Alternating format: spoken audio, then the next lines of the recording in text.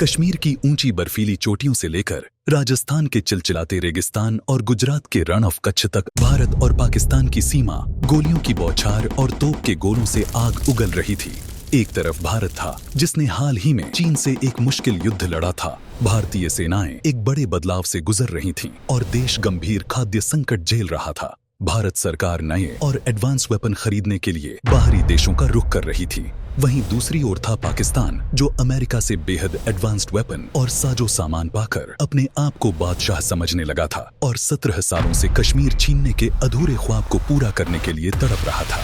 इस भीषण युद्ध में पाकिस्तान के पास भारत से कहीं ज्यादा बेहतर हथियार और लड़ाकू विमान थे, लेकिन भारतीय फौज ने अपनी बेहतर रणनीति, अदम्य साहस और मजबूत इरादों से पाकिस्तान को मुंहतोड़ जवाब देते हुए भारतीय तिरंगे को झुकने नहीं दिया। जो पाकिस्तान भारत से कश्मीर छीनने के लिए निकला था, उसकी हालत कुछ ही दिनों में लाहौर गंवाने तक की हो चुकी थी।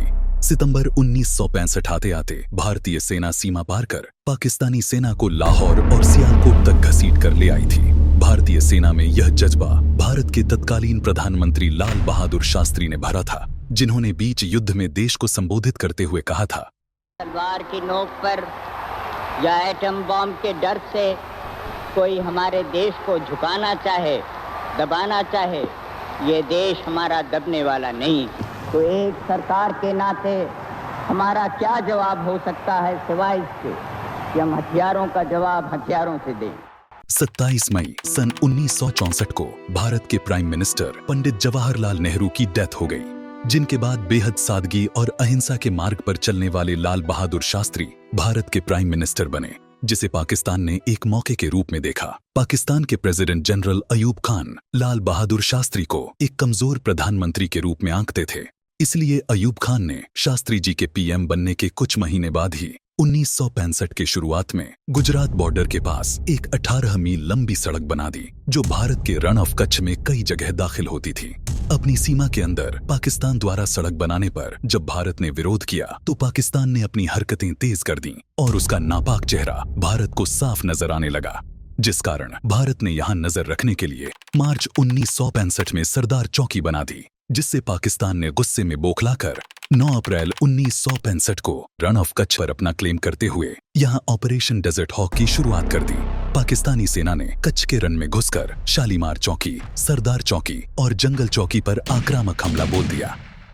यह युद्ध करीब 3 महीने तक चला।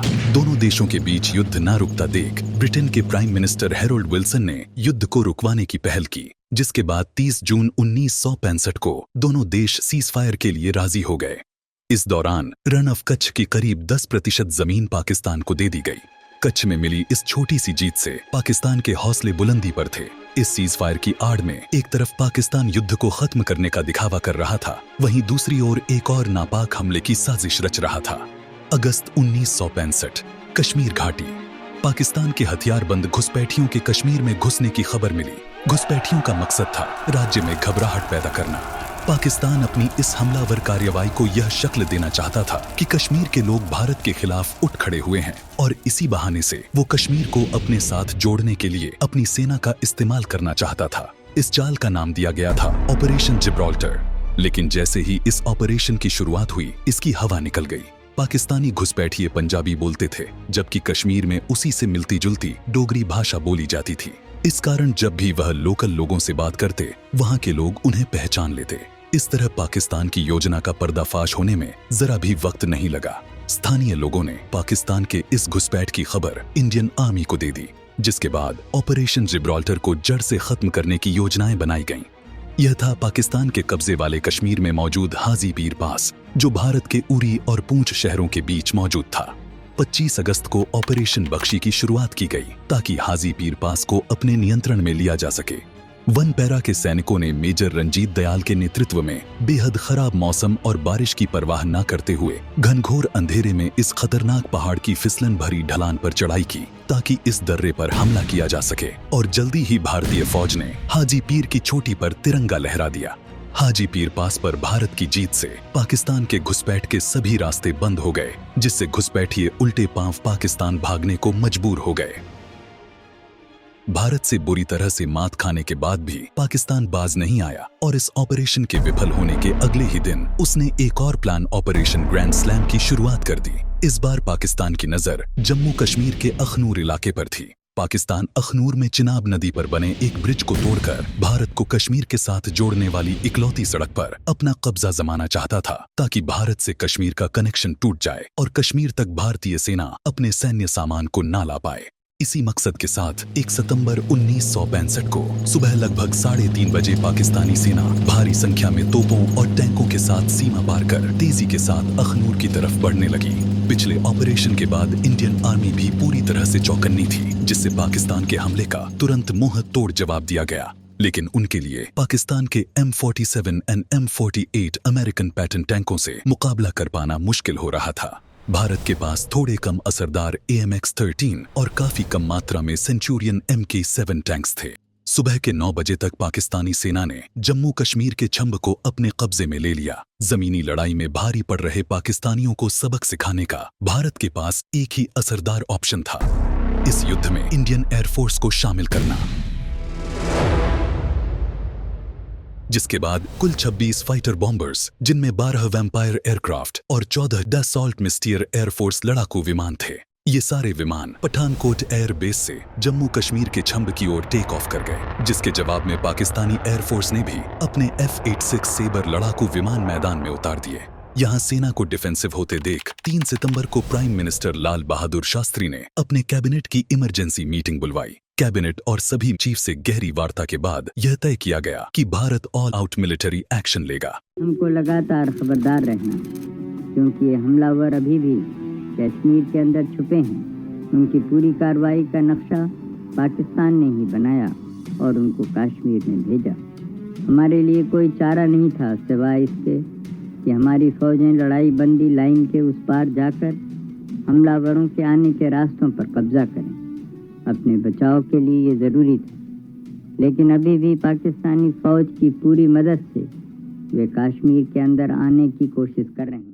उसी दिन इस आदेश को आर्मर्ड ब्रिगेड तक पहुंचाने के लिए एक डिस्पैच राइडर को भेजा गया, लेकिन रास्ते में ही उसे सांबा से जम्मू जाने वाले रोड पर सपवाल के पास पाकिस्तानी फौज ने पकड़ लिया और भारत की लाहौर पर हमले की खबर पाकिस्तान के हाथ लग गई। पर पाकिस्तान ने समझा कि ये भारत की चाल है और वह युद्ध से हमारा ध्यान भटकाना चाहता है। इस तरह से पाकिस्तान ने इस पर कोई एक्शन नहीं लिया और भारत का यह प्लान फेल होते होते बच गया। इधर कश्मीर में घमासान लड़ाई जारी थी। पहले ही दिन पाकिस्तानी एयरफोर्स भारी पड़ती दिख रही थी। उसने इंडियन एयरफोर्स के कई वैम्पायर एयरक्राफ्ट को शॉट डाउन कर अपनी एक्टिविटीज श्रीनगर से लेकर पंजाब तक बढ़ा ली थी। हालात ऐसे थे कि कश्मीर भारत के हाथ से फिसलता दिख रहा था। तभी पाकिस्तान एक गलती कर बैठता है, जिसे आज भी पाकिस्तान ऐतिहासिक गलती के रूप में मानता है, जिसने इस युद्ध में भारी पड़ रहे पाकिस्तानी पलड़े को कमजोर कर दिया। युद्ध में पहले से ऑपरेशन को लीड कर रहे commander major general Akhtar Hussain Malik को हटाकर उसकी जगह मेजर जनरल याया खान को नया कमांडर बनाया गया। वजह ये थी कि पाकिस्तान के प्रेसिडेंट जनरल अयूब खान इस युद्ध की जीत का क्रेडिट किसी और को नहीं देना चाहते थे। कमांडर के इस अदला बदली में एक दिन से ज्यादा का समय लग गया, जिससे पाकिस्तानी सेना का अटैक कमजोर पड़ गया। इतने में भारतीय सेनाओं ने स्ट्रेटेजी में बदलाव कर हमले को तेज कर दिया। प्लानिंग के मुताबिक 6 सितंबर को भारतीय सेना लाहौर और सियालकोट पर कब्जा जमाने के मकसद से पाकिस्तानी सीमा के अंदर दाखिल हो गई। आक्रमण इतना प्रभावशाली था कि भारतीय सेना कुछ ही घंटों में लाहौर के काफी नजदीक पहुंच गई।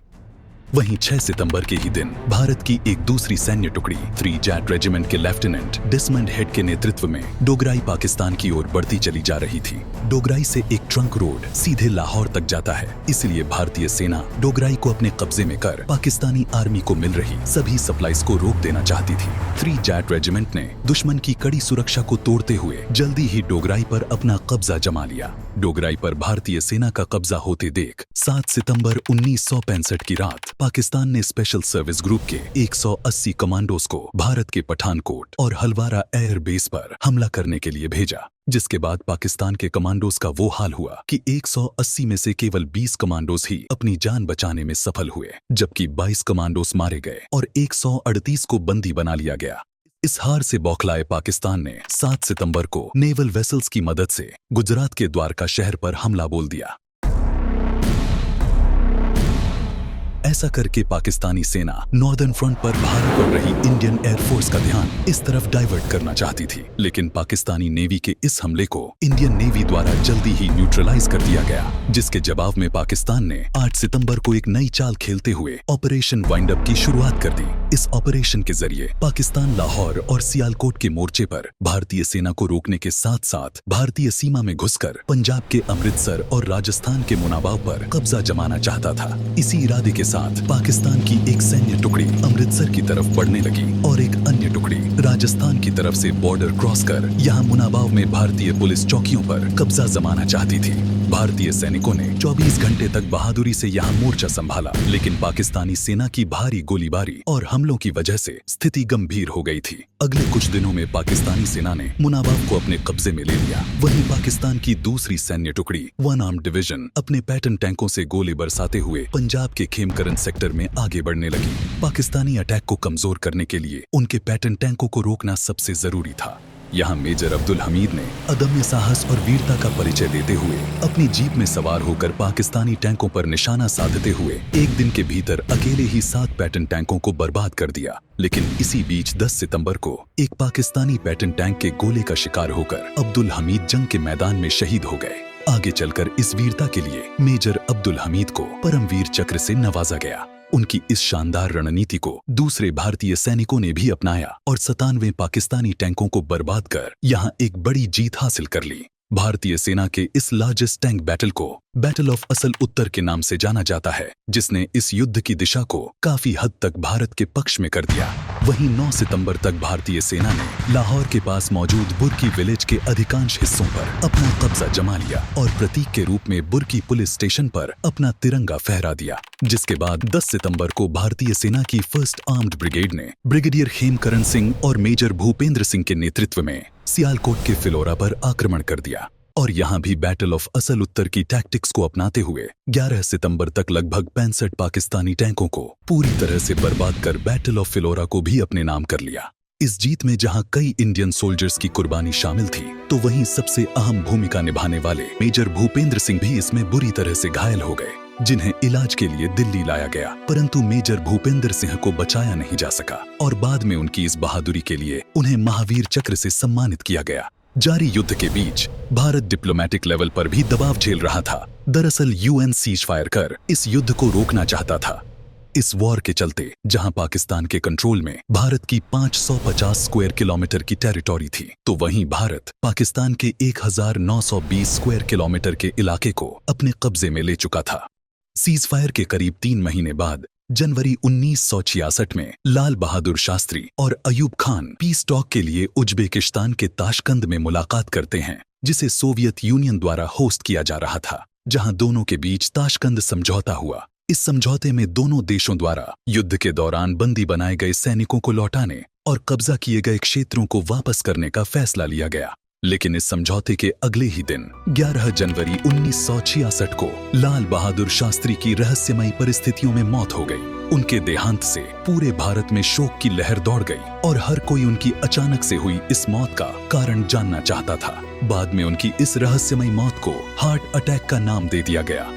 भले ही शास्त्री जी हमें छोड़कर चले गए, लेकिन वे अपने पीछे 1965 के युद्ध में अपने साहसिक और मजबूत इरादों की महान यादें छोड़ गए, जिनकी बदौलत भारत ने पाकिस्तान के लाहौर और सियालकोट तक जीत हासिल कर पाकिस्तान को भारतीय सीमा से उल्टे पांव भागने पर मजबूर कर दिया था।